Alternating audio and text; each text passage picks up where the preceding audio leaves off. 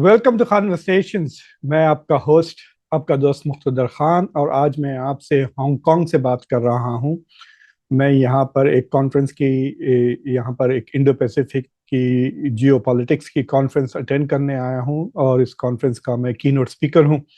और जैसे दूसरे शोज करूंगा तो उसमें मैं अपनी तकरीर और दूसरे तकरीरें और जो दूसरे यहाँ पे स्कॉलर्स और एक्सपर्ट्स आए हैं, कई मुल्कों से आए हैं, उनके जो थॉट्स होंगे उसे समराइज करूंगा आप लोगों के लिए। लेकिन आज मैं एक बहुत ही मतलब साउथ एशिया के लिए एक बहुत ही खतरनाक ऐसी मोड़ पे खड़ा हुआ है जहां पोटेंशियल जंग का अभी भी हाई है, उसके बारे में बात करूंगा। आप तो समझ ही गए होंगे कि मैं जो 10 नवंबर को जो दिल्ली में बम फूटा है, और उसके बाद 11 को जो इस्लामाबाद में सुइसाइड बॉम्ब अटैक हुआ है, उन दोनों को लेकर मैं उनसे जियो पॉलिटिकल कह सकते हैं कि उनकी जो जियो पॉलिटिकल इम्प्लीकेशंस है उनके बारे में बात करूंगा। मैं तो यहाँ बैठ के कोई इन्वेस्टिगेशन नहीं कर रहा हूँ। तो दैट इज इम्पोर्टेंट। और कि उसके क्या माने हैं, मतलब एक साथ हो रहे हैं, आर दे कोऑर्डिनेटेड, ये who is doing that if it is coordinated, इस तरह के सवाल जरूर उठते हैं। अभी तक तो इंडिया में जो अटैक हुआ है उसे कोई टेररिस्ट ऑर्गेनाइजेशन ने क्लेम नहीं किया, लेकिन पाकिस्तान में जो अटैक हुआ उसे Tehreek Taliban Pakistan has already acknowledged. Pakistan ने उस पे India as well as Afghanistan दोनों को ब्लेम किया है इस अटैक के लिए। लेकिन भारत के जो जो इंडिया में जो रेजोल्यूशन पास किया गया है, उन्होंने इस अटैक को एक टेररिस्ट इंसिडेंट यानी एक आतंकवादी वाकया करार दिया है, ना लफ्ज अटैक यूज नहीं किया। I don't know what the politics is, उसे हम अनपैक करने की कोशिश करेंगे। लेकिन उससे पहले मैं आपको थोड़ी हांगकांग की झलक झलक दिखा देता हूँ। यहाँ खिड़की में से देख सकते हैं, मैं यहाँ पर एक बहुत ही अच्छी हायत रीजेंसी नाम की होटल है, वहाँ ठहरा हुआ हूँ। तो ये होटल 10वें फ्लोर पर हूँ। तो आप पीछे देख सकते हैं, हाईवे भी है और हांगकांग के नज़ारे। This is a very famous शहर है। हांगकांग की हिस्ट्री भी बहुत इंटरेस्टिंग है। आपको कभी मौका मिले तो मैं आपको हांगकांग की हिस्ट्री के बारे में बताऊंगा कि, और हांगकांग का स्टेटस भी बहुत ही दिलचस्प है। It is very very unusual this, मतलब जिस 1997 में जब चाइना का हिस्सा बना था हांगकांग, तो उसका सिस्टम बिल्कुल अलग था चाइना से। ब्रिटिश कॉलोनी थी वो जब तक। उसके बाद से इट हैज बिकम के वन कंट्री टू सिस्टम्स, यानी दो अलग अलग सिस्टम्स हैं। तो उसके बारे में मैं तफसीलन बताऊंगा। But now to return to the terrorist attacks India में, एक बहुत इंटरेस्टिंग डेवलपमेंट ये है कि भारत ने अभी ओपनली पाकिस्तान को इसके बारे में एक्यूज नहीं किया, क्योंकि इंडिया के लिए अब दो तीन डिलेमास हो गए हैं। पहले तो वो देखिए पूरी तरह से नहीं कह रहे हैं कि टेररिस्ट अटैक है, वो कह रहे हैं कि टेररिस्ट वाकया है, because it is quite possible कि ये अनइंटेंशनली हो गया।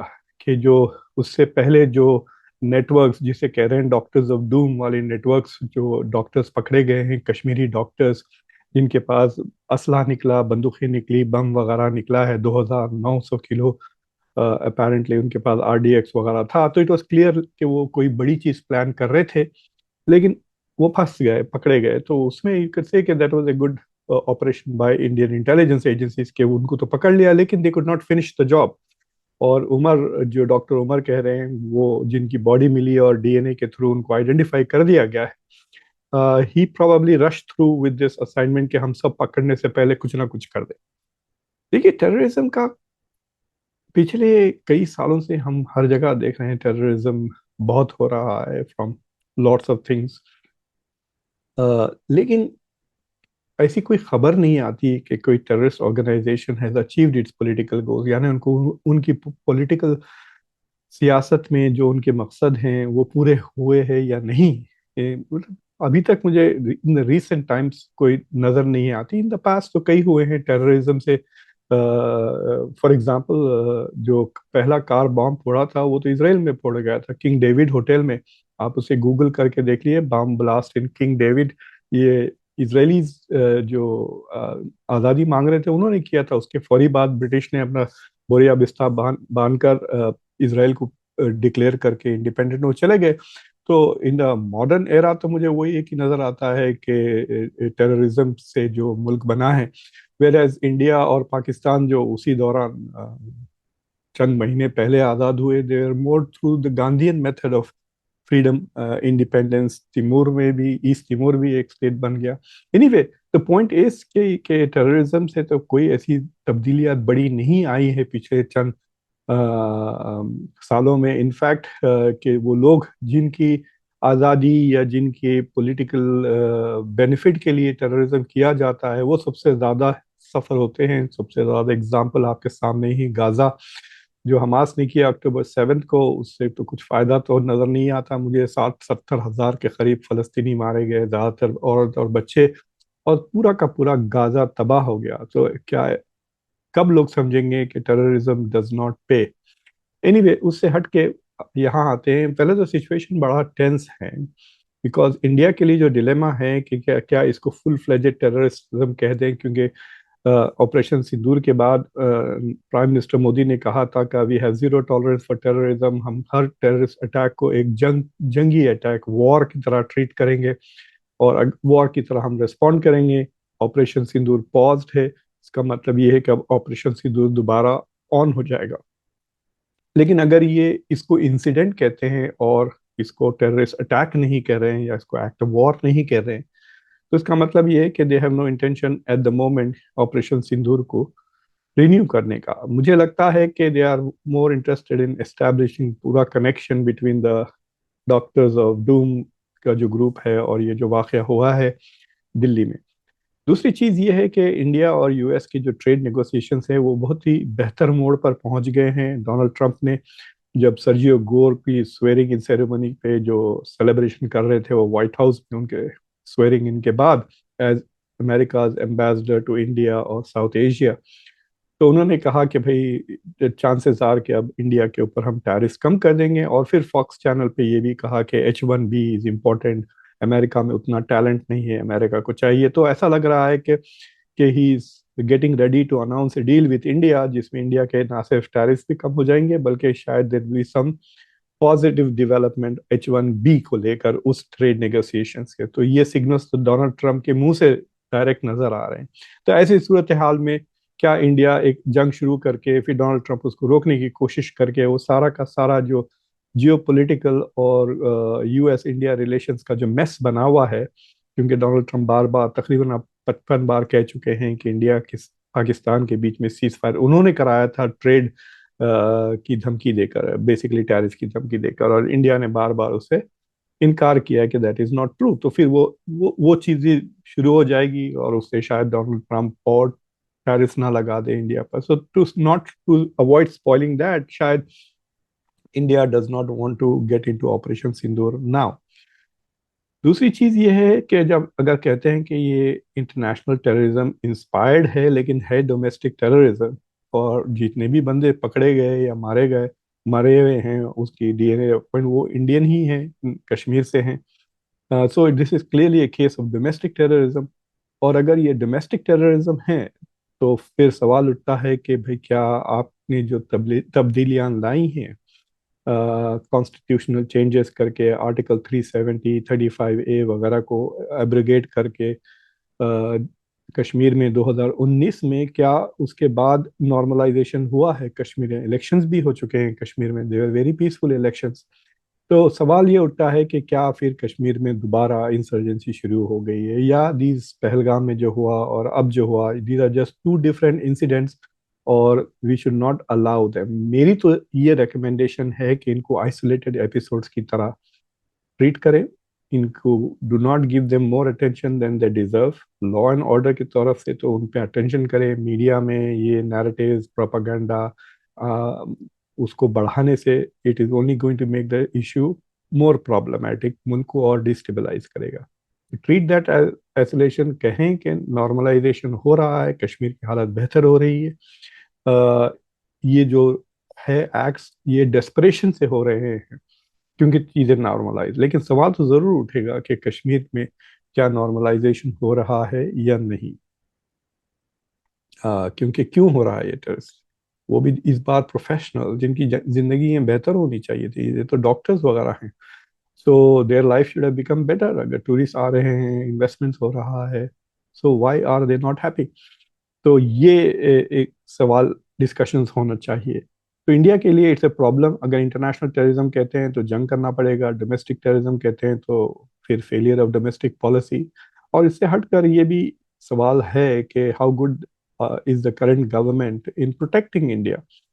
ये दिल्ली की सरकार, प्राइम चीफ मिनिस्टर भी बीजेपी की है, प्राइम मिनिस्टर भी बीजेपी के हैं, होम मिनिस्टर भी उन्हीं की है, पूरे एजेंसीज वगैरह में अजीत डोवल का राज है।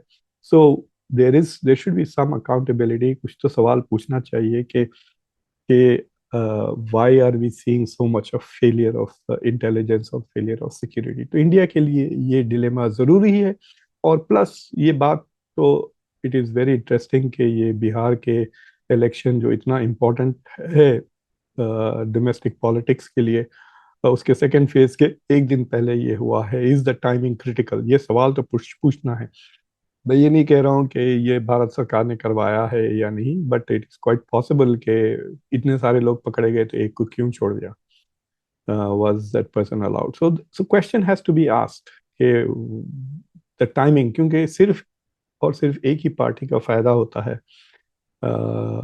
जब इंडिया में टेररिज्म होते हैं या राइट्स होते हैं या हिंदू मुस्लिम झगड़े होते हैं। और वही party was in charge of investigation, protection, सारा का सारा उन्हीं के हाथ में था जब ये हुआ। जहाँ तक इस्लामाबाद का सवाल है, उनके लिए भी कई डिलेमाज है। एक डिलेमा उनके लिए ये है कि भारत क्या करेगा? क्या भारत दोबारा ऑपरेशन सिंदूर शुरू करेगा? पाकिस्तान के लिए it will be obviously difficult. हर चंद महीनों को क्या वो जंग लड़ते रहेंगे इंडिया के साथ? क्योंकि वो ऑलरेडी अपने वेस्टर्न फ्रंट पर लड़ रहे हैं अफगानिस्तान के साथ। टीटीपी उनका बस जीना हराम किया हुआ है। पिछले कई महीनों में कई सौों से ज्यादा सिक्योरिटी पर्सनल और इंडिविजुअल सिटीजन्स मारे गए हैं। इट इज क्लियर कि सरकार हैज फेल्ड। मतलब ये आसिम मुनीर का फेलियर है। उनके जो फील्ड मार्शल अब पता नहीं वो बादशाह बनने जा रहे हैं पाकिस्तान के, कि they have not achieved a resolution to the problem of Tehreek Taliban Pakistan. Afghanistan के साथ जो 2 राउंड्स ऑफ डायलॉग हुआ है काबुल में भी और इस्तांबुल में भी, वो भी फेल हो गया है। और फिर पाकिस्तान की डिफेंस मिनिस्टर की तरफ से बड़े बड़े धमकियां आई कि जंग हो जाएगी। तो if Pakistan is focused on the western front, तो उनके लिए तो ये डिलेमा है कि क्या इंडिया भी उनको अटैक करेगा? उधर से तालिबान उनको अटैक कर रहे हैं, तहरीक तालिबान पाकिस्तान। तो this is a big serious security dilemma उनके लिए। This is not a joke. दूसरी चीज ये है कि मतलब ये कब तक चलते रहेगा? Tehreek Taliban is like non stop चल रहा है। मतलब ये मुसलसल ना डेवलपमेंट पे फोकस, ना तेज पैसे रिसोर्सेस। तो they are having that challenge.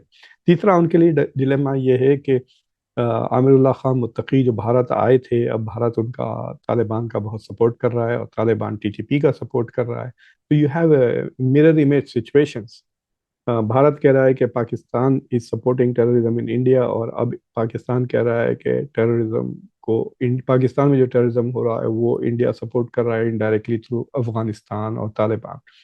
तो इंटरनेशनल रिलेशंस में दोनों मुल्कों का नुकसान होने वाला है, because both the countries are going to lose their credibility on this issue. के एक तो वो सिक्योरिटी मेंटेन नहीं कर सक रहे, दूसरा डायलॉग नहीं मेंटेन कर रहे, और तीसरा they are both being accused of supporting terrorism. खासतौर से इंडिया के लिए, क्योंकि इंडिया बार बार ये बात दोहराता है कि we have zero tolerance for terrorism and we do not we condemn terrorism in all its forms. यानी हर रूप में हम टेररिज्म को कंडेम करते हैं। तो पाकिस्तान में जो टेररिज्म हो रहा है फ्रॉम तहरीक तालिबान पाकिस्तान, क्या उसको भी इंडिया कंडेम करती है? या सिर्फ इंडिया पे अगर टेररिज्म होता है तो दे कंडेम इट? और तालिबान के बारे में जो इंडिया जो ताल्लुकात बढ़ा रहा है,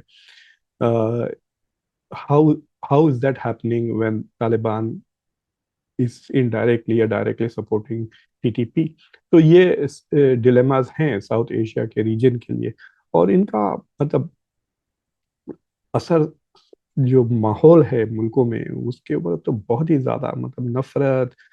इंडिया के, अब मैं चैनल्स पे देख रहा था डिबेट, ये मेरे लिए इट वाज बेनिफिशियल कि मैं जल्द ही निकल गया इंडिया से, और यहाँ आते आते मुझे तकरीबन 40 घंटे फ्लाइंग करना पड़ा इधर उधर। क्योंकि अमेरिका में भी काफ़ी एयरपोर्ट्स पर गवर्नमेंट जो बंद थी, जिसकी वजह से काफ़ी फ्लाइट्स डिलेड हो रहे थे। So I did not get in to this various channels to discuss this. लेकिन मैं जब देख तो रहा हूँ, जब भी मौका मिले तो मुझे हैरत हो रही है कि कितनी नफरत और मतलब डिस्कशन टेररिज्म का या दिल्ली के उस पर नहीं, और बस हिंदू मुस्लिम डायरेक्टली इनडायरेक्टली उसी पे जा रहा है।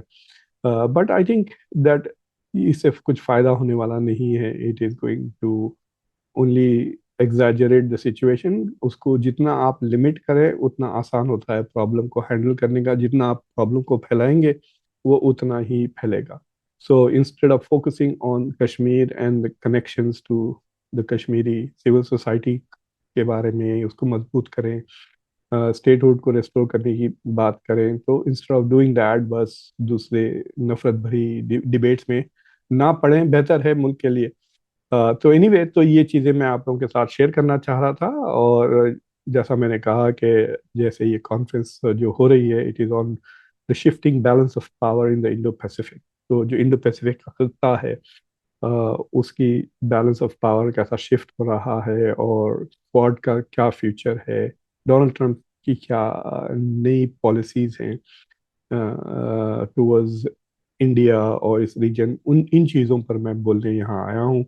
और फिर मैं आपको अपडेट करूँगा। Please keep watching the channel, उसको सब्सक्राइब करें, लाइक करें और दूसरों के साथ ज़रूर शेयर करें। अंटिल नेक्स्ट टाइम, मैं आपका होस्ट, आपका दोस्त मुख्तदर खान। Take care.